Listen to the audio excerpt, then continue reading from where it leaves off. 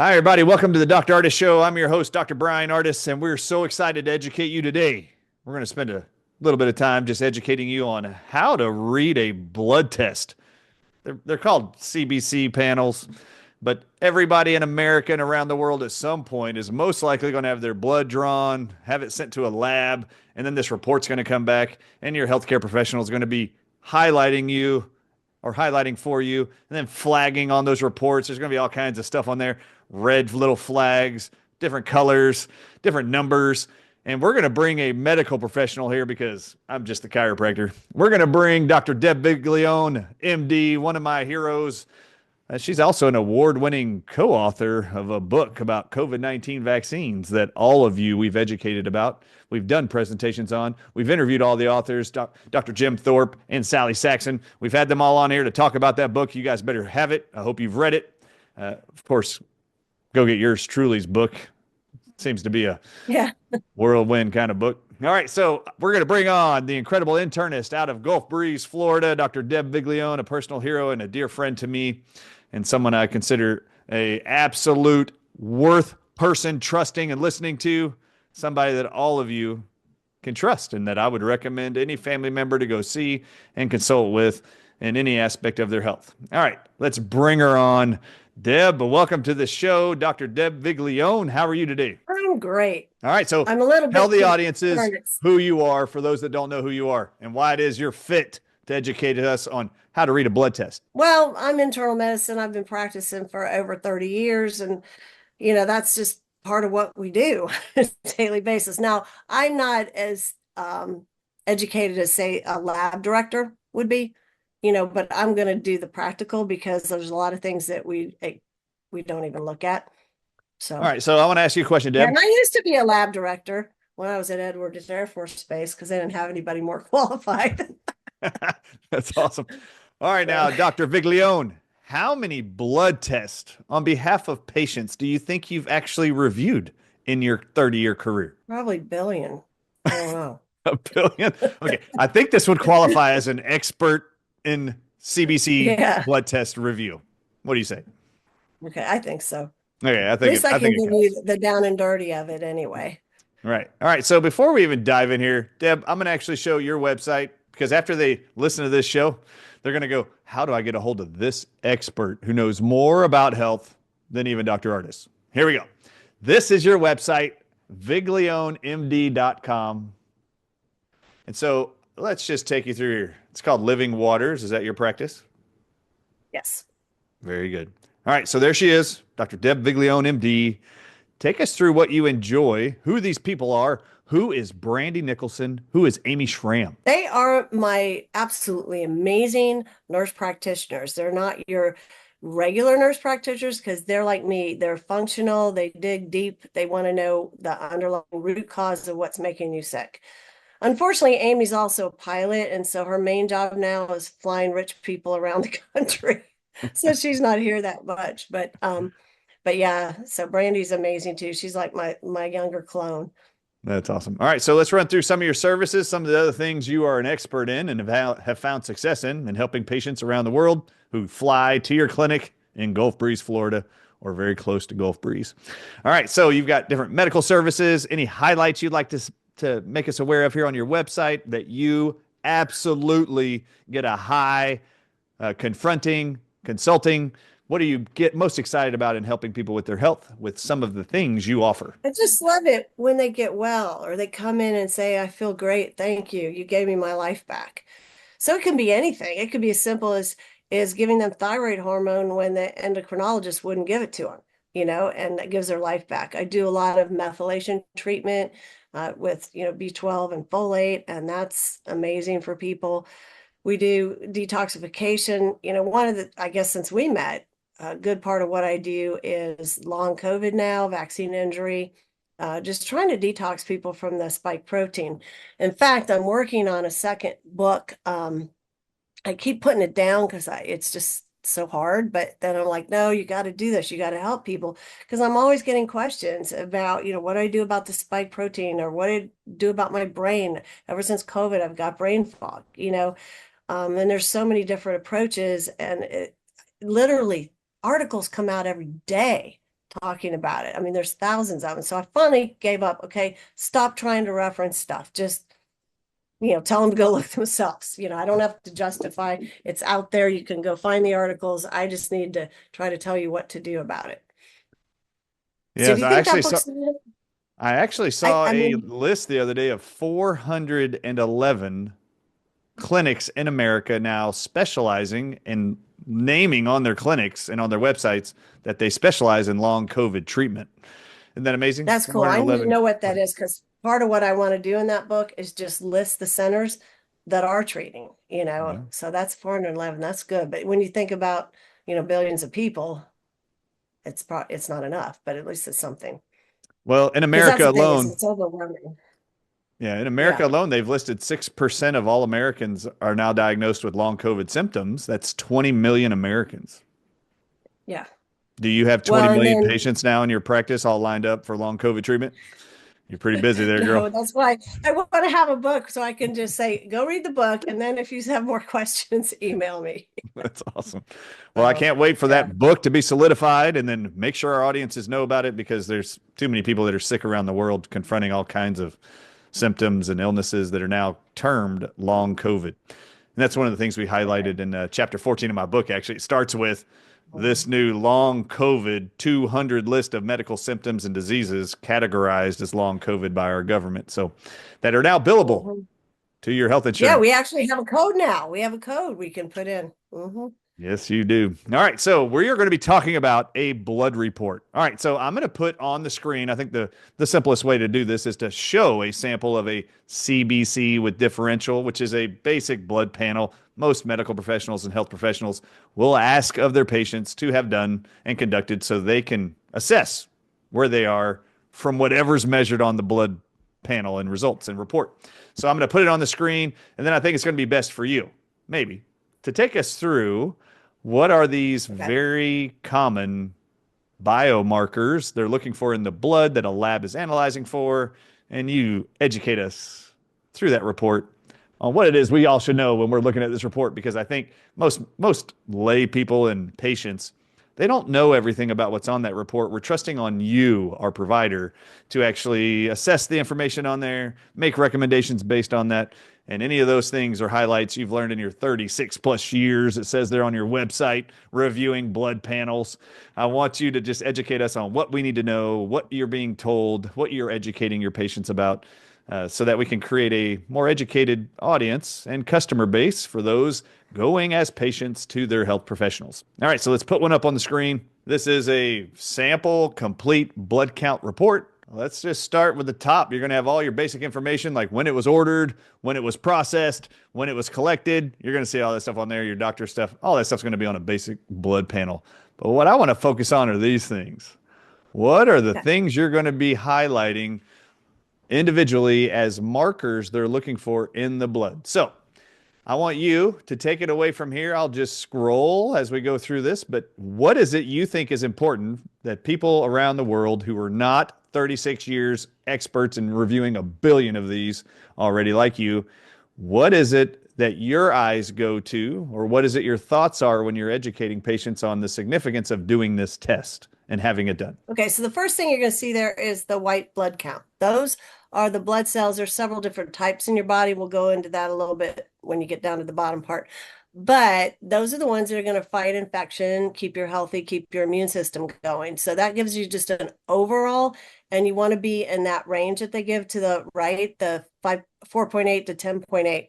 If you're lower than normal, um, in the face of an acute illness, it could mean that your body is septic, you have a bacteria in your body, and also the same goes if it's high. It usually indicates, that there's something infectious going on.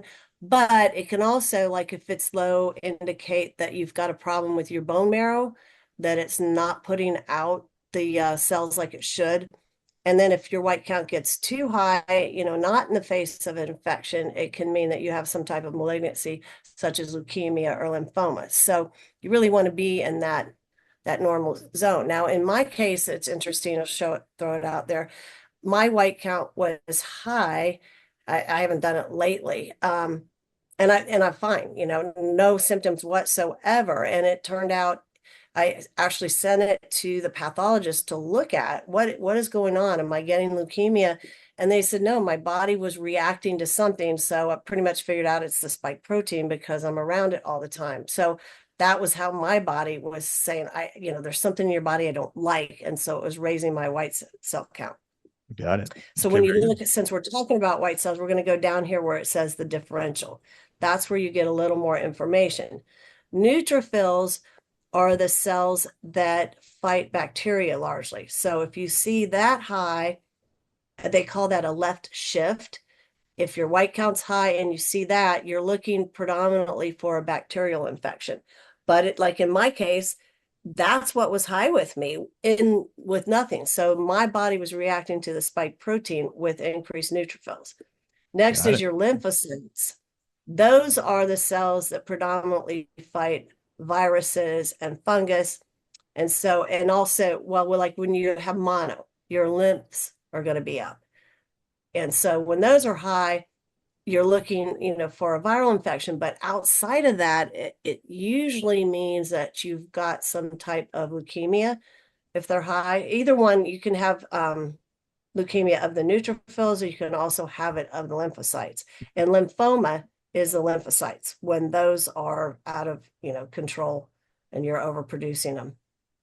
Got it. Monocytes are Are those for mono? kind of like, no, they're kind of like the lymphocytes.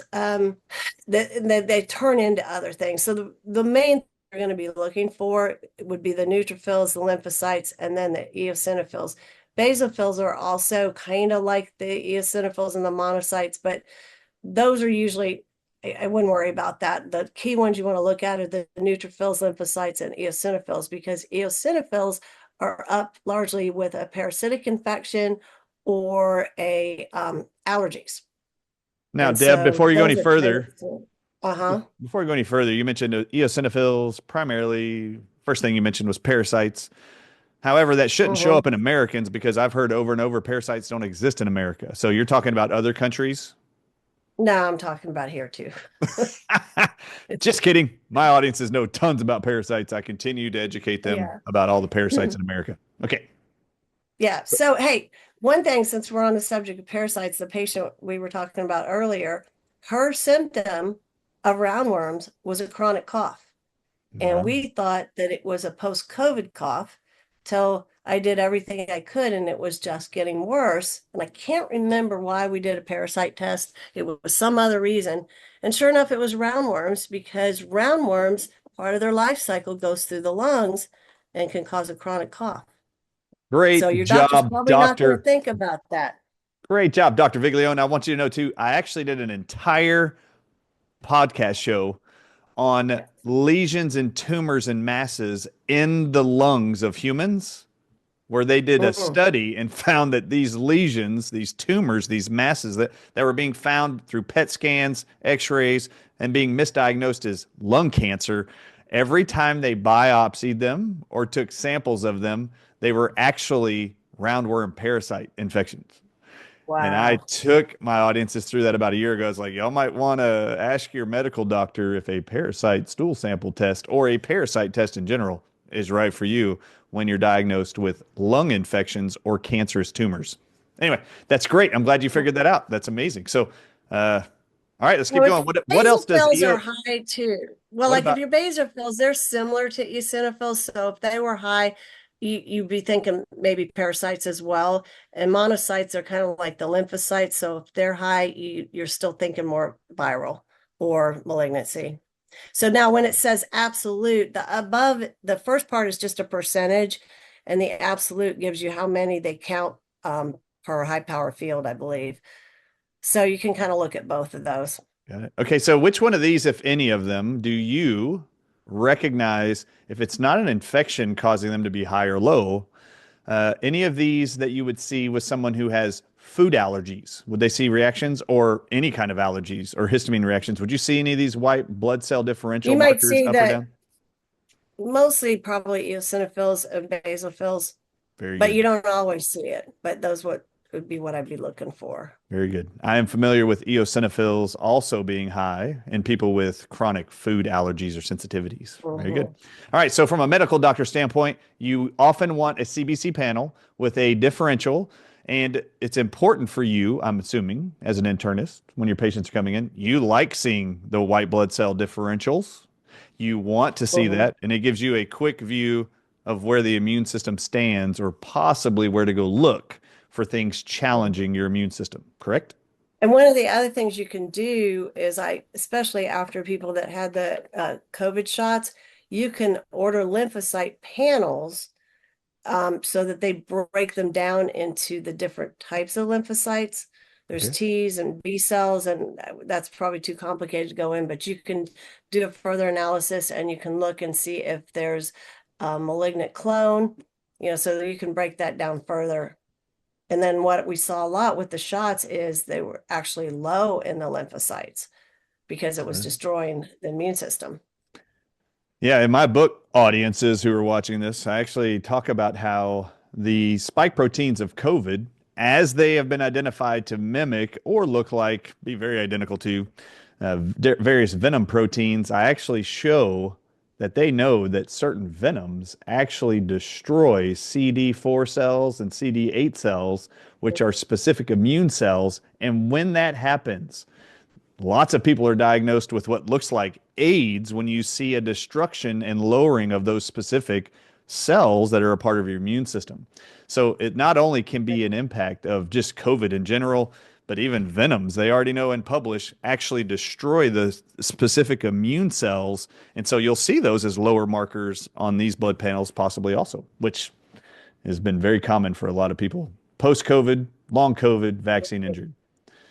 All right, so let's But go. Oh, go okay, ahead. I was just gonna say, I will sit there and show people that have had three, four, five, they keep getting boosters, and I show them that their T cells are being destroyed, and they still look at you like a deer in the headlights. It's like, stop doing that. Yeah, I don't know where it is we forgot as human beings as we became adults, Dr. Viglione, but it appears Mhm. when we learned very young that there is this concept in science and in life, this cause and effect. Like there's a cause and there's an effect. We learned this in every class growing up, even when you're homeschooled. For every action, there's an opposite and equal reaction. You hear this. There is a cause and then there's an effect. However, for some reason, it's become very popular for the medical profession, the pharmaceutical industry, to dismiss these cause and effect principles. And they like to say this: correlation does not equal causation. Just Yeah, because you took this antibiotic and had a seizure 5 minutes later that you've never had in your life, that does not mean the drug caused your seizure. And so they'll just dismiss all of this. Just because you died within 48 hours of getting the COVID-19 vaccine, that does not mean that's what caused you to die. right. Correlation does not equal causation. They want you to physically not believe anymore. There is a direct cause and effect. It's really weird to me, but they have figured out a way to dismiss common sense with that statement. Right. All right, so next let's go to, oh, is there anything else about the white blood cell count that you want to highlight I that in think your that's head is the very important? that's the most complicated part of the CBC. Okay. So the next part on the list is red blood cells. I'm sorry when I go to highlight the sample report, it's like jumping all over the Well, place. But this is and this the is red blood where cell it part. gets interesting because we really don't look at the red blood cells. We look at the hemoglobin hematocrit Okay. because the red blood cells are going to correlate with the hemoglobin. So it's kind of a redundant thing that they put on the CBC. Yeah. But the hemoglobin, that is a pigment that's carried in your red blood cells. And so there's a normal range of where that's supposed to be. That carries your oxygen. Thank And you the for defining that. hematocrit is, yes, the hematocrit is more a function of how many of the red cells that you have circulating. So that's more accurate typically than the RBC, although that can be affected by volume. Like if you're dehydrated, your hematocrit could be elevated and it's really not. It's just that you didn't have enough water in your system. So that's where All I right. guess the RBCs are kind of helpful, if there's a difference, but mostly what we're looking at is the hemoglobin hematocrit. And that is, there's normal ranges. and it's a little bit different for females versus males. Women tend to have less of a hematocrit and hemoglobin than males for Very good. whatever reason. Well, just like Yeah. you mentioned, that often the red blood cell count will be similar to the hemoglobin and hematocrit counts. You see on this sample Mhm. test that all three of them are low. So when you see Right. hemoglobin, So this hematocrit are person's low, anemic. usually you'll see it. So you Yeah. say So if anemic. they're Very low, good. they're anemic. Yes. And one of the interesting things, though, you can be too high, and we see that a lot with testosterone therapy because it stimulates red blood cell synthesis. No. And so we have to watch that with testosterone therapy that it doesn't get too high. Because if it's too high, um, it can get, the blood's too thick, and so it doesn't flow well. It could ultimately lead to a stroke. And there are malignancies where you actually make too many red cells. But most of the time, you're really looking for anemia. Now, people that live at higher altitudes do tend to have more red cells, hemoglobin, hematocrit, because they need to have them to carry more oxygen. Or they're Olympic athletes and they've been blood doping. Right. Yeah, that's right. All right, now let's keep No, going. So you've this got, person right here, this person's really anemic. That would be very symptomatic, an emergency, and they would need a transfusion. wow. All right. So if That's it wasn't critical. that severe, but they were still technically anemic, what would be a typical recommendation for somebody with low hemoglobin and hematocrit from a medical Okay, standpoint? so that's what you look at next. Mean cell volume. That is the size of the red cell. And Okay. in this case, they're large. You see that with predominantly B12 and folate deficiency, Okay. and can be thiamine. Alcoholics tend to have bigger cells. All right. Hold on. So in that Hold on. Hold on. person, Hold on. Wait. All right. So this is high, and you're mentioning folate. Let's make sure our audiences know what that is. You said B12, which what? is great. What is B12 folate? and vitamin B9, B9, B9. And then thiamine is vitamin B, which one? B1. One. I just said B1. That's funny. Which B1? Yep, that's right. All right. So that could be something you would recommend or see is an issue when it's high, correct? Okay. The other thing is a lot of the lymphomas, pre-leukemias will be high as well. And so, in this case, that would be one thing I'd be worried about with this person, even though the white cell isn't up. Okay, do they have a malignancy? What about a scenario where the mean cell volume might be low? Okay, that's predominantly iron deficiency. So when you see that, the next thing you're going to do is look at iron levels. It Right. also can be that they have a blood disorder called thalassemia. And there's several types of that where they look like they're iron deficient, but they're actually not. But that's typically, you're going to be looking for iron when that's low. Very good. All right. So just real quickly, if you see hemoglobin is low, hematocrit is low, and mean cell volume is low, you're going to think anemia. And then I'm going to think you, iron deficiency anemia. iron deficiency anemia. So I'm going And to be one, looking for blood loss. In a woman who is still menstruating, it's typically blood loss from too heavy of periods, not always. But once that person's reached menopause, or any man with that, the first thing you want to do is look for bleeding, usually in the GI tract. do men And go that can through be a sign menopause? of andropause, yes.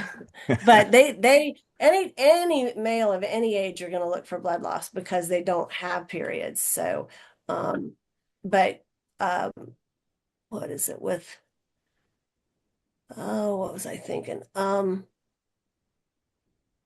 Oh yeah, it can be a sign if somebody has a colon cancer Mhm. and they don't know, but they're slowly losing blood. And you'll typically see the MCV go down before they become anemic. So if that's low, that could be a sign that you need to have your colon checked. Got it. Very good. How about mean cell hemoglobin? What does that say to you? That's just the amount of hemoglobin that's in your cells. And I'll tell you what, that one, the next one, we don't even look at. The They concentrate? they report them. Yeah, they report them, but we don't really look at them. What about red cell distribution width? That one is kind of important. That means that you have um usually like two or more populations of cells. They're different sizes. And that can be you are anemic, and then you started taking iron, and so you've got some cells that are small, but other cells that are bigger. It's just kind of an indication that something's going on, that you don't have a uniform size of cells. Okay. So do you physically measure them? Because this says high. Does that mean there's just a whole lot of cells that aren't the same size? How do they measure high on this Yeah, so what sample? I would say in this one is you've got some big cells because your MCV is high, so you're going to have some big cells, and then you probably have some smaller cells too. So Okay. they're just telling you that they're seeing two different populations, two or more of What if it cells. reads, So what it's if it kind of, flags? if it's low, Yeah, what I if don't it's know, flags because you're low? always What does it looking do? for it to be high. Okay, Don't got know it. what low means. Just curious. Yeah. So it's kind of, I mean, it's not something that really cues you into anything specific, but you'll see it often when you start treating an anemia. Got it. All right, what's a platelet? And why are they measuring Those are the platelets? cells that clot your blood. These clot your And blood. Okay. yes, And we like these. and These are important. These are yes, we essential. like them. They're essential. Okay. Yeah, if they get low, that's an emergency. I mean, like super low, because you'll bleed. Oh. So you're not have so your blood's just getting too thin, and then it will leak out of your blood vessels, out of your body, hemorrhage. Well, yeah, you'll hemorrhage just because you don't have the cells to clot the blood, and I guess I don't know, our blood cells leak anyway, our arteries and our veins leak to some degree, and those keep them sealed up. And so if you have a low count, I mean, even just minor trauma could do it, but you don't even have to have trauma. You could just start spontaneously bleeding. Got it. But that's usually when they get down like, oh, under 30,000. It's not something, you can be mildly low, you know, and you be okay. Is it But it's not problematic? good, because when you see them down, you need to look, because it's usually a bone marrow problem. It can also be that the platelets clump. And so they'll usually report that they saw clumping. And some people just do that. But that can be a sign of something serious going on with your bone marrow. And also when they're high, because when they're high, you can have blood clots, and you don't want blood clots. So, and they can be high in the face of inflammation as well. Got it. And sometimes they're high with iron deficiency. So you really like them to be in the normal range. All right. So from a internist standpoint, medical professional standpoint, if the platelet count is low, what are you going to consider as a recommendation to that patient to consider? Well, I can see your doctor, and usually they'll refer you to a hematologist. They'll repeat it, and you can repeat it in a different type of, like we call it green top tube, a heparin tube. So that'll distinguish whether or not it's clumping. Okay. But, if they're low, you typically need to see a hematologist. Got And it. often they'll How have to do a bone marrow aspiration or biopsy to find out what's going on. does your bone marrow make your platelets? Yes.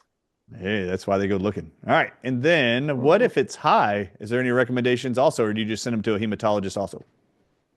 You can do that. I mean, it'll be high sometimes in the face of sepsis or inflammation, critically ill, but yeah, they typically send you to a hematologist. Got it. All right. And Now again, they just go looking at the bone marrow. got it. All right. So here, the word mean, just for everybody at home, these aren't angry cells. Mean, I'm going to assume, but I'm going to ask the expert. Does that mean average? Yes. Okay, good. All right, so now we're back down here and we've got average or mean platelet volume. Sorry, it's not letting me highlight it conveniently. We don't All right, really look at that either. you don't look at that either. You just breeze over that. Now, I mean, maybe a hematologist would get into that, but the average doctor doesn't look at that either.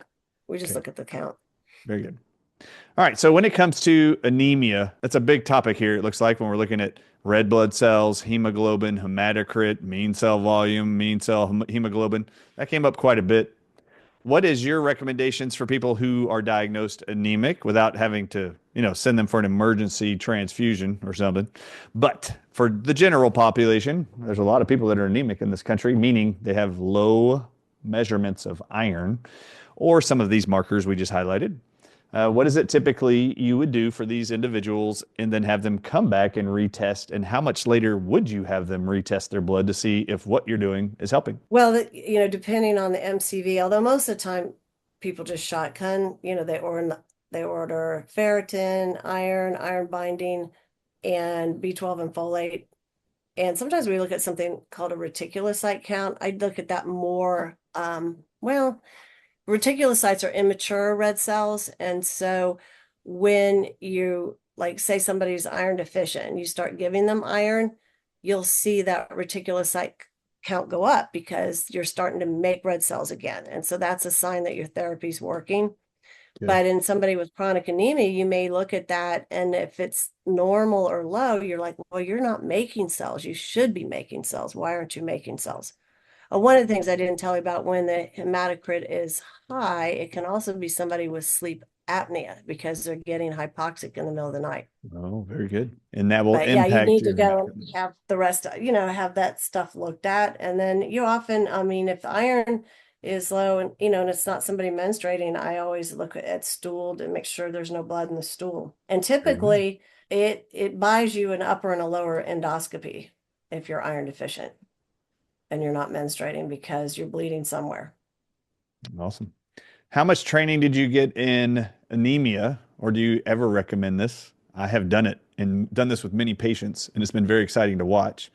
I've had a lot of people that were diagnosed with anemia, iron deficiency, anemia, and it's based on these blood counts. Complete blood counts are what they're called. CBCs is the term, an acronym they'll use. Many health professionals will use when they tell you to go get this test. But what I would do with them is not tell them to take iron. I actually put them on a specific form of copper, and within 2 to 3 weeks, you'll see all their iron levels go normal. And it's been a pretty incredible eye opener when you first do that with people. I don't know if you guys get that training or recommendation for anybody, or if you No. knew how to do that, but copper, when you have somebody take what's called cuprous nicotinic copper, or sorry, cuprous, which is copper, cuprous nicotinic acid, which is called copper 1. When you give anybody 1 to 2 milligrams of that a day, within 3 weeks, Dr. Viglione, we will see their iron levels shoot up to normal in like 2 weeks or less. And what we educate Interesting. people on is that when copper is supplemented and it moves inside your cell, it displaces stored iron inside your cells and kicks it out into the bloodstream. And we find a lot of people, because of copper deficiency, are actually showing up in their blood work anemic with low iron. And then their medical professionals Interesting. will often just tell them to supplement iron. And in fact, that never corrects it. And I will often tell them, well, if it didn't correct it, why don't you just supplement copper? And then I educate them on how to do that. And I cannot tell you the amount of people around the world that when I tell them to do that and then do another CBC 2 weeks later, how their medical professionals are shocked that their iron levels normalized and they did not supplement any iron. And then they have the opportunity then to educate them about the significance to copper deficiency, its impact on chronic fatigue syndrome in patients, both of which correlate, because you're learning here from Dr. Viglione the impact of red blood cells, hemoglobin, hematocrit levels, and its distribution of oxygen throughout the body. So if you don't have iron bound to your red blood cells, you can't bind any oxygen to those cells to have your blood then distribute oxygen to your brain, heart, adrenals, where it supplies you with energy, and you will become chronically fatigued. So what you do is you take patients and give them copper and watch as their body absorbs copper into their tissues. Inside those tissues, there are cells that have stored iron, most of them. Most people we find have too much iron in their body, just in the wrong Right. place. It's not in their blood. And when you supplement copper, all the iron then floods back into the blood. Their chronic fatigue reverses. And people watching this can, if you want to learn more about that, Morley Robbins is a researcher and wrote a book called Cure Your Fatigue, and it's available everywhere they sell books.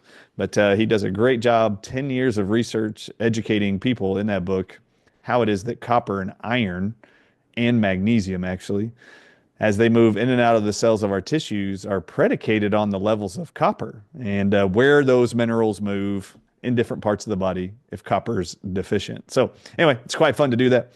Maybe you can do that with your patients sometimes. If you're giving them Told iron, you don't see me, improvements, give them some copper. yeah.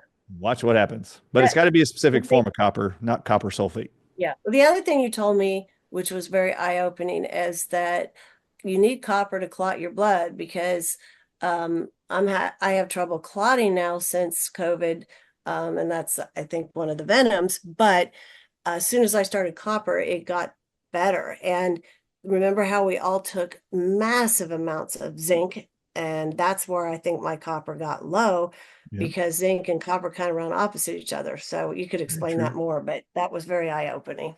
Very, very true. Yeah, absolutely. A lot of those venom spike proteins caused what's called hemagglutination, the sticking of these cells together to create blood clotting and blood thickening. And there's many, many solutions to those, which are exciting. All right. So, anything else from if you're looking at a blood panel, can you tell me right now, for a lot of the people that are getting CBC panels every day around the world, is there anything right now that you find yourself commonly seeing as a theme among a lot of people and patients from everywhere?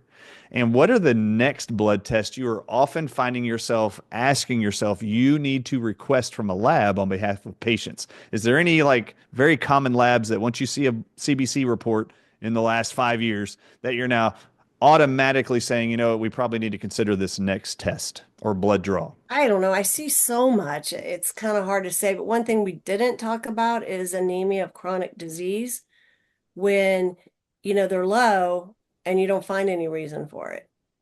And so that being chronically ill can make you just not make as many cells. So I suspect we're going to see more of that post-COVID. Just chronically ill, they're going to run low. And also when you get older, you see that too. But one thing that's kind of perplexed me, and I haven't been able to dig into it, I've seen a lot of high irons. And maybe again, I don't know, is it in the wrong place? And I've picked up more of a genetic disease called hemochromatosis where you actually make red cells. But I'm like, why are these people just showing up now? Well, what's going on? What's COVID done to the iron in our blood? Maybe you can shed some light on that because I haven't. Yeah. I'm not retired or semi-retired, so I don't have so much time to dig as you do. I used to be retired. I'm busier It's than on my ever in my whole list. life. All right. Hmm. But I will tell you that one of the things that's been a lot of fun is working with cardiologists the last 5 years and getting to know multiple of them. And in your state of Florida is a cardiologist I love, Dr. Thomas E. Levy. He's a great author, been 45 years, certified cardiologist or board certified cardiologist. And it's been fun even working with him to educate him on different blood markers that we have been educated on and used clinically with patients to review. There are a lot of people who have high amounts of iron in their blood. Too many red blood cells will flag high. And do you know what my very first thought is that I always educate them on? Do you know Dr. Viglione? And did you learn in med school or do you remember from your board exams? What organ in the body tears down red blood cells and destroys excess iron in the blood? The liver? I'm trying to think. Nope. Spleen. Spleen. Yep. So one of the things Yeah. I've always just been very fascinated by for some reason, most likely because of my fascination with autoimmune diseases, and most of my audiences know why. Hmm. But when it comes to the lymphatics, when it comes to autoimmunity and your immune system, lymph nodes are a big deal. The biggest singular lymph node in your entire body is called the spleen, and it has some very specific duties. And one of those is as our red blood cells age, all of our blood is circulating through the spleen, and the spleen's job is to identify which red blood cells need to be torn down as your bone marrow replaces all of those cells every single day. And there's this incredible communication through the body. When you see high levels of iron, when you see high levels of red blood cells, the very first thought I always have, and have actually had the opportunity to educate Dr. Thomas E. Levy, cardiologist, and others, that you need to look at the spleen's function. And because if something is stressing the spleen, reducing its ability to actually destroy and tear down old red blood cells, removing extra iron from the blood, as it does that, if you're seeing those things go high, I have found over and over and over with my patients for 16 years that the people struggling with that often have a parasite infection in their spleen. And so Interesting. I used a particular product out of Germany called Scolopendrium. It's a homeopathic and herbal mixture, but Scolopendrium is also well known to be a homeopathic product. It increases the spleen's filtration of your blood. to assist it to remove parasites, bacteria, viruses, or venoms or poisons that's built up in the spleen to reduce its ability to tear down excess red blood cells. So that's one thing I would recommend. Do assess like the lymphatics or look at the lymphatics. Is there a way to test the lymphatics? I think this is like the most ignored we don't tissue have a way to test in the if the world. spleen's working. Yeah, isn't that We wild don't that have you that. We ignore don't the have a spleen function test. No, weird? we Okay, don't. so I would make sure you do a parasite stool sample test or a parasite blood panel and look and see which parasites might be showing up. And then I would use particular herbs, plants, homeopathic products that are known to enhance the function of the spleen. And there are multiple of those I do recommend. For example, if you don't know what protomorphogens are, this is for everyone listening at home and any medical professionals or health professionals. Protomorphogens are very, very successfully used and have been known since the 1930s to improve the specific function of the spleen. And there's one particular product from a company called Standard Process, and that company owns the patented technology called protomorphogens. There's a product called Spleen PMG that can actually help reduce inflammation and autoimmune issues with the spleen, particularly to reduce inflammation, help increase the removal of parasites, dumping lymph into your intestines where you can excrete them and detox it. But Spleen PMG, Scolopendrium were two products I used all the time when we found people with excess red blood cells or high iron. And then we make sure we put them on copper, no iron supplementation. Obviously, they got too much iron already. And then we've watched 1 month after another, all of their blood markers improve. And this has happened for everybody. Now, these two recommendations for the spleen are specific just for increasing the spleen's function. It does not kill the parasite. So there are specific anti-parasitic medications you can prescribe as a medical doctor. Ivermectin, fenbendazole, the one that starts with an N I can never remember. What's it called? Nitrosinamide or something like that. Was it? Yeah, nitrosamide, I believe. There you go. Something Yeah, like that. yes, So there are something like that. specific prescriptions that can be used to address parasites, and there's a load of herbs like sweet wormwood, green walnut hull, red clover, dandelion root that have been proven for millennia, actually, hundreds of years, not millennia, hundreds of years, to rid the body of all mammals, including humans, of parasites. So, anyway, those are some recommendations for you. Be exciting if you see those markers high in the blood.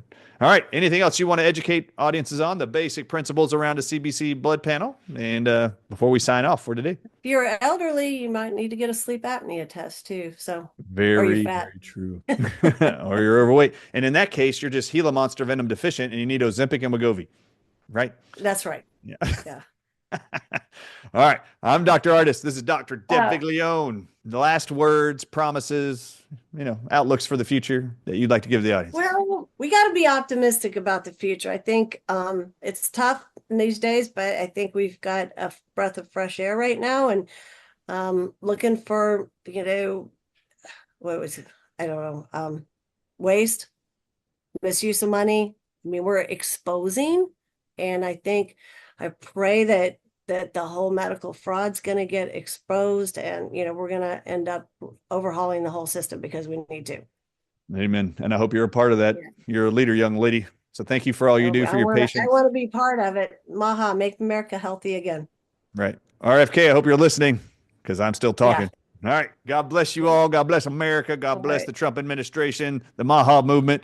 And hey, Dr. Viglione, do you know what we came up with our theme for the next Healing for the Ages conference coming up in October of 2025? We actually decided our theme is going to be Make Yourself Healthy Again. I don't know. Oh, that's nice. I don't know how many governments around the world actually make their citizens healthier with their decisions, but I haven't experienced that really in the last 48 years of my short life. But if we keep counting on the government to make us healthy, the decisions you make in your own personal daily life are the things that are going to increase your level of activity and your health. And if we want to reduce the burdens of expenses in healthcare and drive down, your healthcare costs, your prescription requirements, your surgery requirements in the future, you might want to take a look at what you're doing every day to feed yourself, move yourself, keep yourself healthy. It's funny because I was going to put that on my website, but it doesn't roll off your tongue. How do you pronounce MYHA? Myha. I don't know. Myha. Okay. Because My I was going ha. to do that. I told you we think alike. Yes, we do. That's awesome. All right. So Yeah. start taking small steps to make your life healthier again so you can reduce Mhm. your needs for the medical profession in the future or prescriptions, vaccines, surgeries, chemo, you name it. Mhm. Our goal is to try to keep you as healthy as possible without the bondage or requirement of prescription drugs to maintain healthier blood levels or markers. All right, I'm Dr. Ardis. This is Dr. Ardis Show. I learned some stuff today about a CBC report. I hope you did too. Deb, we love you. You're incredible. Keep taking care of your Love you patients. too. And anybody looking for you, what's your clinic's phone number where they can set up an appointment? 850-934-8138 and text it. We're not doing you text or voicemail, but we prefer text. Much Awesome. faster. All right, and then spell your web address where they can find your clinic information. V like victory, IGLIONEMD.com. You rock. All right, we're going to see you next week, audiences. God bless you. All right. This is Dr. Ardis. Bye.